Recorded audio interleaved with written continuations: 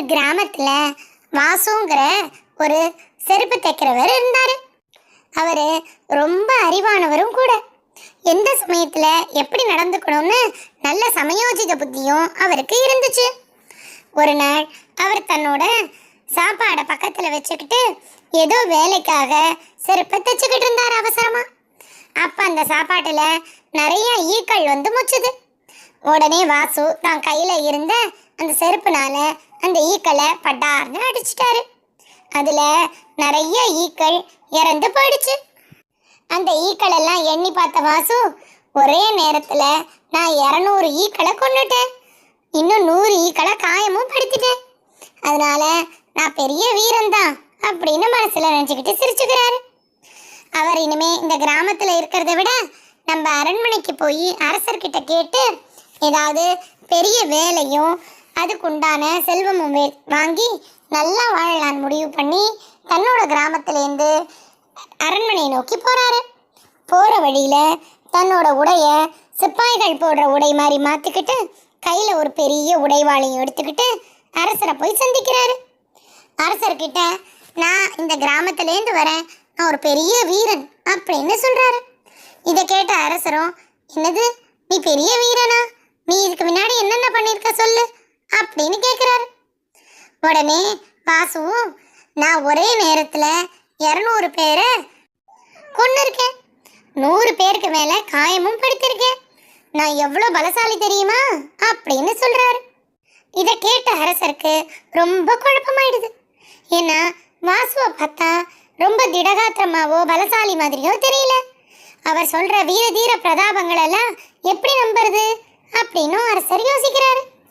அப்ப அரசருக்கு ஒரு நல்ல யோசனை தோணுது. அதனால அவர் வாசுவை பார்த்து, சரி நீங்க வீரர்னு சொல்றீங்க, அதை நிரூபிக்கிறதுக்காக நான் உங்களுக்கு ஒரு போட்டி வைக்கிறேன். நீங்க மட்டும் அந்த சவாலில் ஜெயிச்சிட்டீங்கன்னா உங்களுக்கு நான் என்னோட மகளை திருமணம் செஞ்சு வச்சு இந்த நாட்டுக்கே அரசனா ஆக்குறேன் அப்படின்னு சொல்றாரு. அரசர் சொன்னதை கேட்ட வாசுவும், சரி அது என்ன சவால் அப்படின்னு கேட்கிறாரு.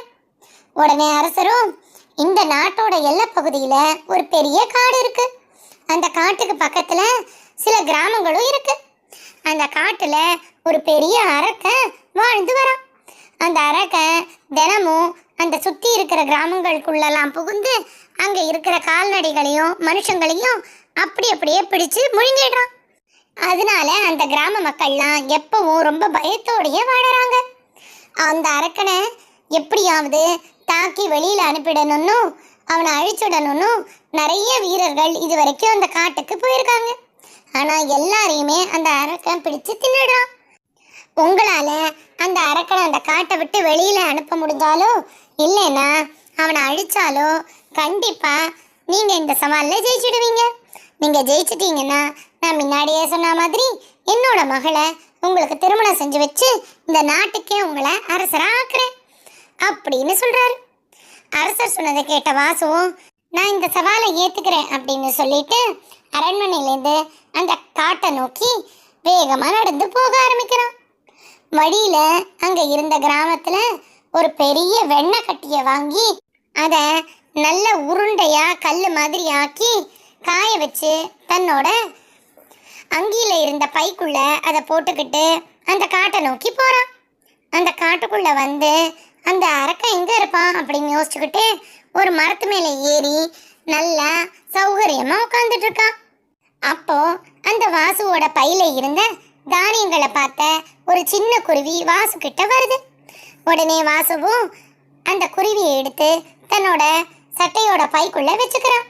அந்த பைக்குள்ள இருந்த தானியங்களை மெதுவா அந்த குருவி ஒன்னொன்னா சாப்பிட்டுக்கிட்டு இருக்கு. அப்போ அந்த காடே அதிர்ற மாதிரி தங்கு தங்குன்னு நடந்துக்கிட்டு அந்த அரக்கன் வாசு ஒளிஞ்சிட்டு இருந்த மரத்துக்கு பக்கத்துல வந்து நிக்குது. அப்படின்னு மோப்பம் பிடிச்சு பார்த்த அந்த அரக்கன், இங்க நல்லா மனுஷ வாசனை அடிக்குது, யார் இருக்கீங்க இங்க, உடனடியா எனக்கு முன்னாடி வாங்க அப்படின்னு சொல்லி சொத்தமா கூப்பிடுது. வாசுவுக்கு அந்த அரக்கனுக்கு சரியான பார்வை இல்லை அப்படின்னு தெரியுது. ஏன்னா வாசு ஒளிஞ்சுக்கிட்டு இருந்த மரம் அந்த அரக்கனுக்கு எதிர்த்தாப்புல தான் இருந்துச்சு. அதை தெரிஞ்சுக்கிட்ட வாசுவும் சரி எப்படியாவது இந்த அரக்கனை ஜெயிச்சிடணும்னு முடிவு பண்ணி அந்த மரத்து மேலேருந்து அரக்கனுக்கு முன்னாடி தொப்புன்னு குதிச்சான். அரக்கனும் தனக்கு முன்னாடி தைரியமாக நிற்கிற மனுஷனை பார்த்து, ஏய் யார் நீ? எதுக்காக என்னோட காட்டுக்கு வந்திருக்க? நீ எதுக்கு வந்திருந்தாலும் நான் உன்னை பிடிச்சி சாப்பிட போகிறேன் அப்படின்னு சொல்லுது. அதுக்கு வாசுவும் கொஞ்சம் கூட பயப்படாமல் அந்த பூதத்தை பார்த்து, ஹா நான் எவ்வளோ பெரிய பலசாலி தெரியுமா அப்படின்னு சொல்லிக்கிட்டு தான் பைக்குள்ளே கை விட்டு அந்த வெண்ணெய் கட்டிய கல் மாதிரி வச்சுருந்தார் இல்லையா, அதை தன்னோட கையில் எடுத்து ஒரே ஒரு அமுக்கு தான் அமுக்கினார். உடனே அந்த வெண்ணெய் கட்டி அப்படியே தூள் தூளாக மண் மாதிரி கீழே விழுந்துடுச்சு. இதை பார்த்து அந்த பூதம், ஆஹா நீ என்ன பெரிய பலசாலியா, இப்போ நான் என்ன பண்ணுறேன் பார் அப்படின்னு சொல்லிட்டு கீழே இருந்து ஒரு கல்லை எடுத்து வானத்தை நோக்கி விட்டு எரிஞ்சுது. அந்த மேலே போன கல் 5 நிமிஷம் கழிச்சு தான் மறுபடியும் கீழே தரையில் வந்து விழுந்தது. இதை காமிச்ச அந்த பூதம், பார்த்தியா நான் அனுப்பின கல் மேலே போய் கீழே வர்றதுக்கே 5 நிமிஷம் ஆகுது, அந்த அளவுக்கு பலசாலி நான் தெரியுமா அப்படின்னு கேட்டுச்சு.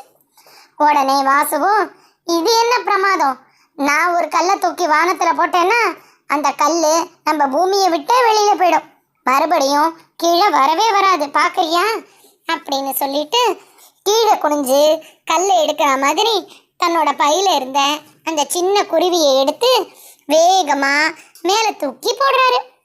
அந்த குருவி காற்றுல பறந்து போயிடுது. ஆனால் அந்த முட்டாள் அரக்கனும் மேலே போன கல் கீழே வரும்னு நினச்சிக்கிட்டு ரொம்ப நேரமாக மேலே பார்த்துக்கிட்டே இருக்கு.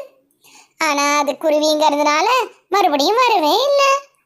அந்த அரக்கன், வாசு நல்ல பலசாலி தான் போல இருக்கு, இவனை நம்ம தந்திரமாக தான் சாப்பிட முடியும்னு நினச்சிக்கிட்டு, சரி நீ வா என்னோட வீட்டுக்கு நான் உன்னை அழைச்சிக்கிட்டு போகிறேன் அப்படின்னு சொல்லி வாசுவை கூப்பிட்டுக்கிட்டு தன்னோட வீட்டை நோக்கி போகுது. அந்த வீடு காட்டுக்கு நடுப்புற ரொம்ப அழகாக இருக்கு. அதை சுற்றி நல்ல அழகான நந்தவனமும் தோட்டமும் இருக்கு. அந்த தோட்டம் ரொம்ப ரொம்ப நல்லா பராமரிக்கப்பட்டிருக்கு. எங்கேயுமே ஒரு பூ கூட வாடியோ இல்லை கீழே சருகல்லாமோ இல்லாமல் ரொம்ப சுத்தமாக இருக்கு. இதை பார்த்த வாசு, இந்த அரக்கனுக்கு இந்த தோட்டம்னா ரொம்ப பிடிக்கும் போல இருக்கு அப்படின்னு புரிஞ்சுக்கிட்டான். அப்போ அந்த அரக்கன் வாசுவை பார்த்து, நீ போய் காட்டுலேருந்து விறகுகள்லாம் எடுத்துக்கிட்டு வா, நான் சமையல் பண்ணுறதுக்கு அப்படின்னு சொல்லுது. உடனே வாசுவும் அந்த அரக்கனை பார்த்து, அதோ அந்த நந்தவனத்துக்கு பக்கத்தில் ஒரு பெரிய மரம் இருக்குல்ல, அதை நான் ஒரே அடியிலே கீழே தள்ளிடுறேன், உனக்கு எவ்வளவு விறகு வேணுமோ நீ எடுத்துக்கோ அப்படின்னு சொல்கிறான்.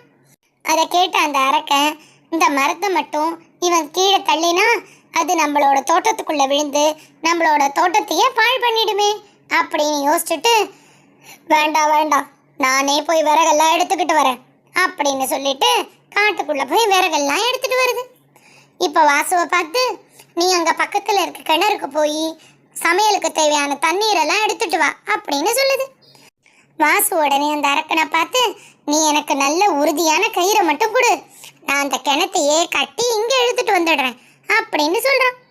இதை கேட்ட அந்த அரக்கன், கிணறு மட்டும் இங்கே வந்ததுன்னா தன்னோட வீடெல்லாம் தண்ணிக்குள்ளே முழுகி போயிடுமே அப்படின்னு பயந்து, வேண்டாம் அப்படின்னு சொல்லிட்டு தானே போய் சமையலுக்கு தேவையான தண்ணியை எடுத்துக்கிட்டு வருது. அந்த அரக்கன் சமையல் அறையில் உட்காந்து சமையல் செஞ்சுக்கிட்டு இருக்கிற போது வாசு அந்த அரக்கனோட வீடை முழுக்க நல்லா சுற்றி பார்க்குறான். அங்கே இருந்த ஒரு பெரிய சாக்குப்பையை எடுத்து தன்னோட கழுத்துக்கு கீழே இருந்து வயிறு வரைக்கும் நல்லா எடுத்து கட்டிக்கிட்டு அது மேலே தன்னோட சட்டையையும் போட்டுக்கிட்டு அந்த அரக்கன் இருக்கிற இடத்துக்கே வந்துடுறான். அரக்கன் வாசுவை பார்த்து, வா நான் உனக்காக கஞ்சி பண்ணியிருக்கேன், இந்த அரிசி கஞ்சியை நம்ம 2 பேரும் சாப்பிடலாம் அப்படின்னு சொல்லுது. உடனே வாசுவும், ஆமாம் இது என்ன பெரிய விஷயம், நான் இந்த ஒரு அண்டா கஞ்சியையும் ஒரே ஆளாக மெல்லாமல் முழுங்காமல் அப்படியே சாப்பிட்டுடுவேன் தெரியுமா அப்படின்னு சொல்கிறான். இதை கேட்ட அந்த அரக்கன், என்னது அரிசியை மெல்லாமையே சாப்பிடுவியா, அது எப்படி முடியும், நீனு சும்மா போய் சொல்கிற அப்படின்னு சொல்லுது. உடனே வாசுவும், இல்லை நான் பொய்யெல்லாம் சொல்லலை, நீனு இப்போ எனக்கு அந்த கஞ்சியை கொடு, நான் எப்படி அதை குடிக்கிறேன்னு மட்டும் பாரு அப்படின்னு சொல்கிறான்.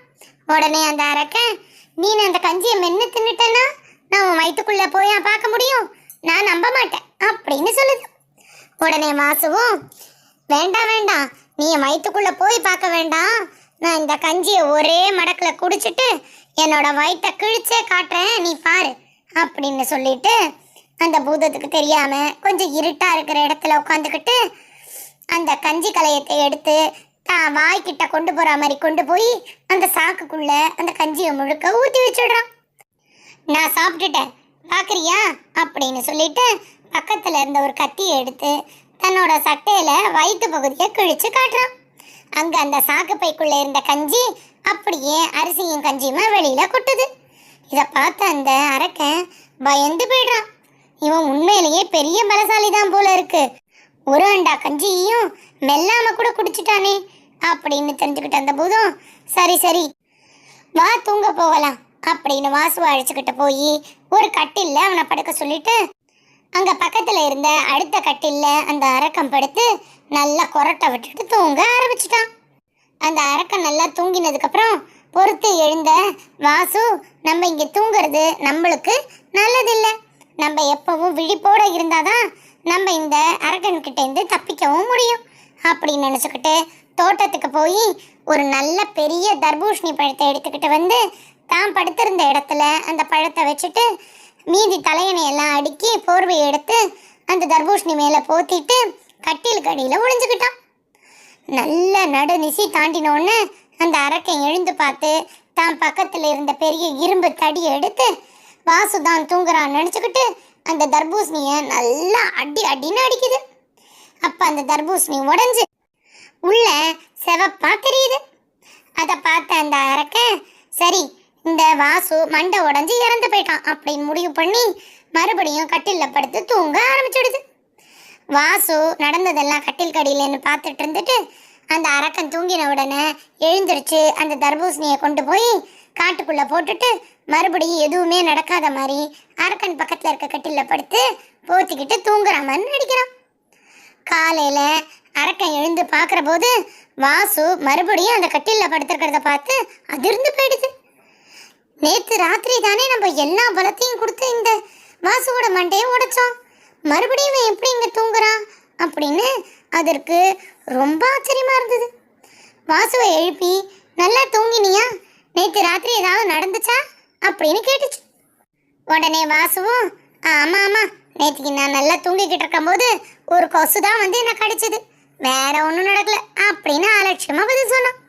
இதை கேட்ட அந்த அரக்கன், என்னது நம்ம இரும்பு தடியால் அடின்னு அடித்தது இவனுக்கு கொசு கடிச்ச மாதிரி இருந்துச்சா, இவன் உண்மையிலேயே பெரிய பலசாலி, நம்ம இனிமே இந்த காட்டில் இருந்தோம்னா இவன் நம்மளை பிடிச்சி சாப்பிட்டாலும் சாப்பிட்டுடுவான், அதனால உடனடியாக இந்த காட்டை விட்டு தப்பிச்சு போயிடணும் அப்படின்னு முடிவு பண்ணிக்கிட்டு துண்டை காணும் துணியை காணும்னு அந்த காட்டை விட்டு வேகமாக ஓடி போயிடுச்சு. வாசுவும் அந்த அரக்கன் ஓடி போனதை பார்த்துட்டு வேகமாக அரண்மனைக்கு வந்து காட்டிலேருந்து அரக்கனை துரத்திட்டேன்னு சொல்லி அரசர்கிட்ட சொல்கிறான். அரசனும் அந்த அரக்கன்கிட்டேருந்து மக்களை காப்பாற்றினதுக்காக வாசுவுக்கு தன்னோட மகளையே திருமணம் பண்ணி கொடுத்து அந்த நாட்டுக்கே அவனை ராஜாவா ஆக்கிடுறாரு. வாசு தன்னோட அறிவால அந்த நாட்டை ரொம்ப நல்ல முறையில் ஆட்சி பண்ணுறான்.